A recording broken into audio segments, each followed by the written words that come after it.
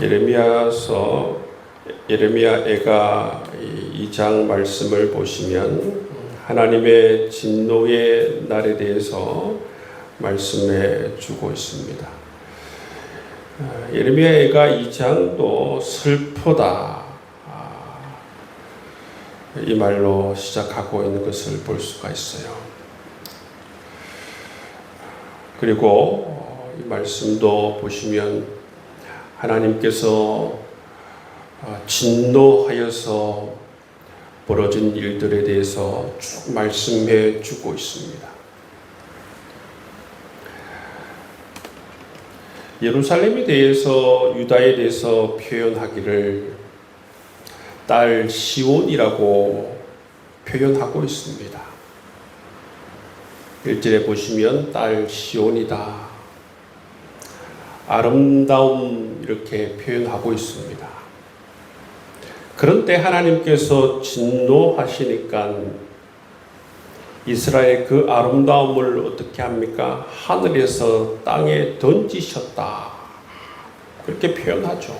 그냥 인정사정 보지 않으시고 그냥 막 던지십니다. 막 던지세요. 던져버립니다. 하나님께서 인정사정 보지 않고 딸 시온을 그렇게 하나님께서 던져버리시는 것을 볼 수가 있어요. 맹렬한 진노로 딸 시온을 대하시고 딸 유다를 대하십니다. 4절 말씀에 보시면 원수같이 대한다. 5절 말씀에 보시면 원수같이 그렇게 유다를 대하신다 말씀하고 있습니다. 그렇게 애지중지하던 이 딸 시온을 인정사정 없이 던져버리시고 진노하시고 원수같이 그렇게 하나님께서 대하시는 이유가 뭔가? 그 언약의 관계를 다 깨어버리기 때문에, 언약이 깨어지면 여러분 이 하나님과 자녀의 관계가 완전히 깨져 버린 것입니다. 하나님과 자녀의 관계가 깨어져 버렸기 때문에 그야말로 원수같이 되어 버려진 것이지요. 이 하나님의 진노가 어디까지 미치게 되느냐 보면 6절 말씀에 보시면 주께서 그의 초막을 동산처럼 헐어버리시며 그의 절기를 폐하셨도다. 여호와께서 시온에서 그의 절기와 안식일을 잊어버리게 하시며 그가 진노하사 왕과 제사장을 멸시하셨도다. 그리고 7절 보시며 자기 제단을 버리시며 자기 성소를 미워하시며 모든 것을 다 하나님께서 헐어버리시고 폐기시키시는 모습을 볼 수 있어요. 절기와 안식일 뿐만 아니라 하나님께서 만드신 제단과 성소, 이 모든 것을 폐기시키시고 모든 것을 헐어버리십니다. 왜 그렇습니까? 이 모든 것이 사실은 있어봐야 소용이 없는 것입니다. 딸 시온이, 여러분 이 유다가 하는 짓을 보니까 이 모든 것이 있어봐야 아무런 소용이 없는 것입니다. 절기가 있어봐야 소용이 없고 안식일이 있어봐야 아무 소용이 없고 왕과 제사장이 있어봐야 아무런 의미가 없었기 때문에 하나님께서 이방의 손을 통하여서 다 헐어버리는 모습을 볼 수가 있습니다. 여러분 이처럼 형식만 갖추고 정말 그 마음 가운데 하나님을 향한 마음, 신앙의 고백이 없으면 이렇게 하나님께서 실질적으로 다 헐어버리는 모습을 볼 수가 있어요. 그래서 바벨론 군대가 들어와서 이 성전의 모든 것을 다 약탈해 버리는 것을 볼 수가 있어요. 다 파괴하여서 다 가져가 버리도록 하나님께서 놔두지 않습니까? 놔두는 이유가 뭡니까? 의미가 없기 때문에 하나님께서 다 파괴하도록 놔두시는 것을 볼 수가 있는 거예요.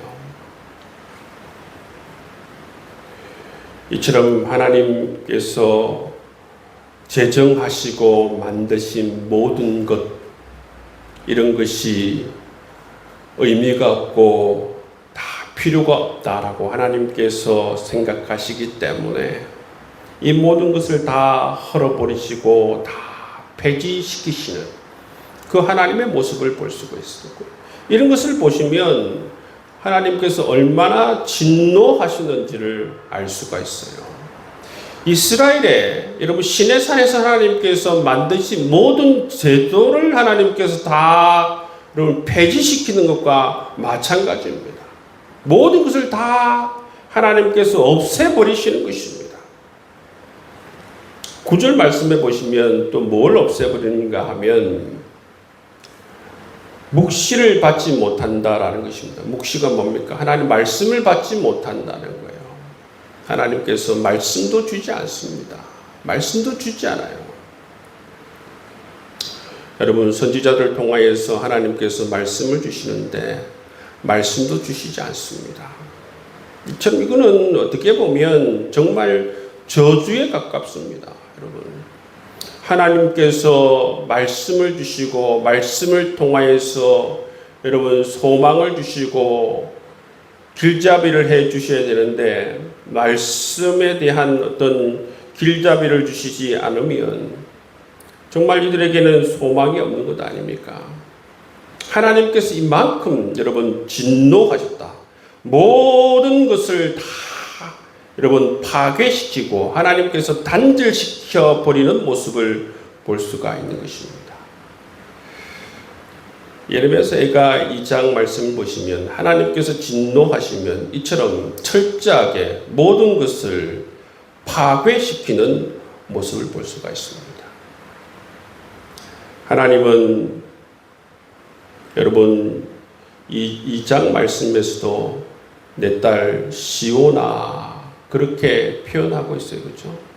내 딸 시온아 그렇게 표현하고 있지만 여러분 이 딸 시온이 정말 하나님과의 관계를 깨버리고 하나님 말씀에 불순종하고 그렇게 끝내 여러분 돌이키지 않았을 때에 하나님의 진노가 이처럼 임했을 때에 모든 것을 철저하게 부숴버리고 하나님과의 관계가 완전히 단절되는 모습을 볼 수가 있어요.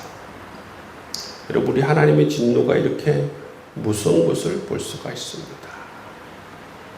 시내산에서 맺은 모든 것, 모든 제도를 철저하게 파괴시키는 하나님의 모습을 볼 수가 있다는 것이죠. 여러분 우리 하나님께서는 이처럼 우리가 정말 하나님께서 말씀해 주셨던 것처럼 정말 하나님께서 무엇을 원하시는지 하나님 말씀의 정말 핵심들을 깨뚫고 정말 하나님께서 우리를 진심으로 대하시고 우리에게 하고 싶은 말씀 가운데에서 정말 마음으로 하나님을 사랑하고 진심으로 하나님과 교제하고 함께 하나님 백성답게 살아가는 것을 원하신다라는 사실들을 깨닫고 우리를 존귀하게 여기시는 것처럼 존귀한 백성답게 살아갈 수 있는 여러분의 삶 될 수 있기를 주의 이름으로 축복합니다. 11절 이하의 말씀을 보시면 이 하나님의 진노로 하나님의 심판으로 말미암아 벌어진 이 예루살렘 철저한 하나님의 심판으로 말미암아 벌어진 이 예루살렘 그날의 참상에 대해서 그렇게 묘사를 하고 있는 것을 볼 수가 있어요. 이 예레미야의 모습을 보십시오. 내 11절 말씀 보시면 내 눈이 눈물에 상하며 내 창자가 끊어지며 내 간이 땅에 쏟아졌으니 이는 딸 내 백성이 패망하여 어린 자녀와 젖먹는 아이들이 성읍 길거리에 기절함이로다. 얼마나 여러분 안타까운 모습들입니까? 그리고 15절에서 17절 말씀에 보면 모든 지나가는 사람들이 어떻게 합니까? 박수를 치고 딸 예루살렘을 향하여서 비웃고 머리를 흔들고, 여러분 참 그렇게 비아냥거리는 모습들을 볼 수가 있는 것입니다. 비참한 것은 뭐냐면 정말 이 굶주려서 나중에 보면 자기 자식들을 여러분 잡아먹어요. 여인들이. 그런 모습들을 우리가 볼 수가 있습니다. 얼마나 처참한 모습입니까? 처참한 모습입니까?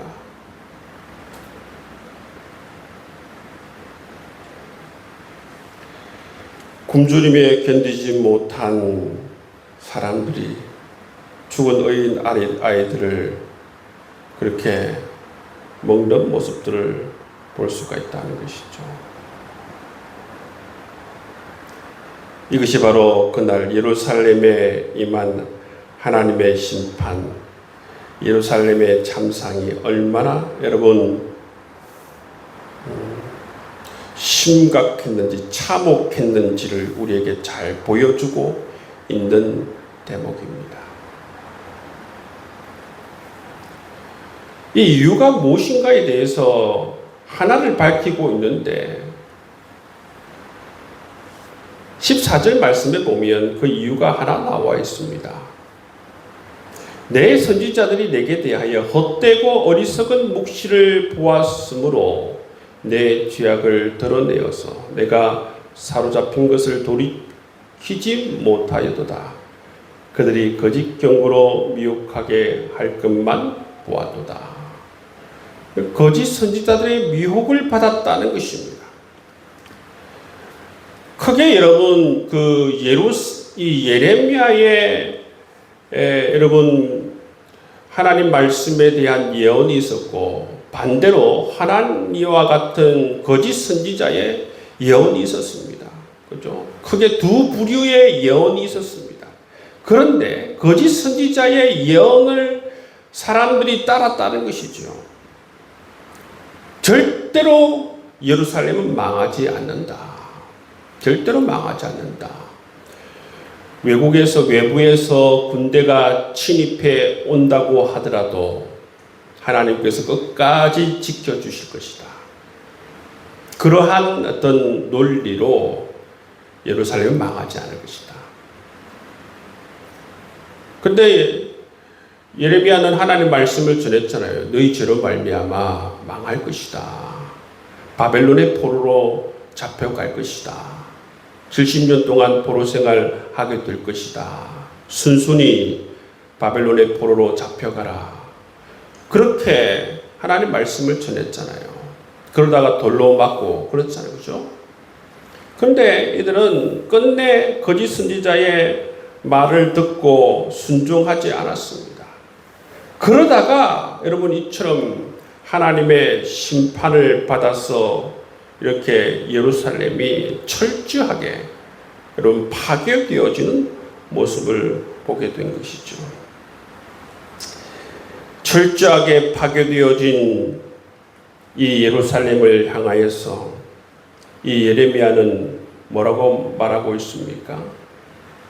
18절 말씀에 보면 그들의 마음이 주를 향하여 부르짖기를 딸 시온의 성벽아 너는 밤낮으로 눈물을 강처럼 흘릴지어다. 스스로 쉬지 말고 내 눈동자를 쉬게 하지 말지어다.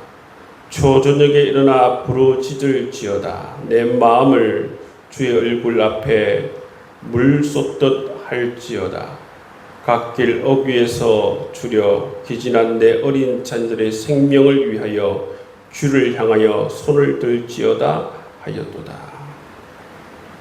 이 말씀이 뭡니까? 지금 하나님께서 심판하셔도 심판하셔도 너희들에게 은총을 베풀어 주실 분도 하나님이시다.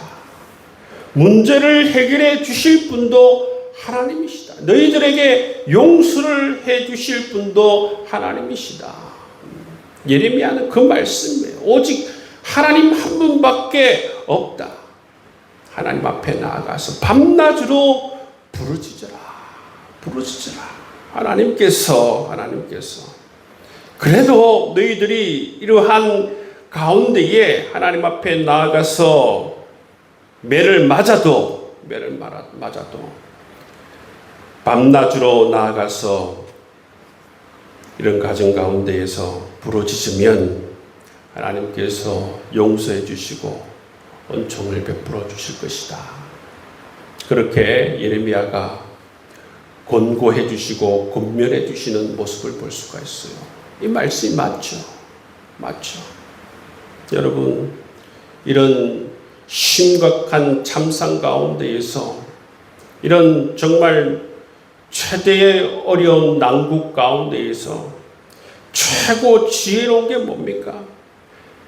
정말 이 모든 것을 해결해 주실 수 있는 하나님 앞에 나아가서 간구하는 것 아니겠습니까?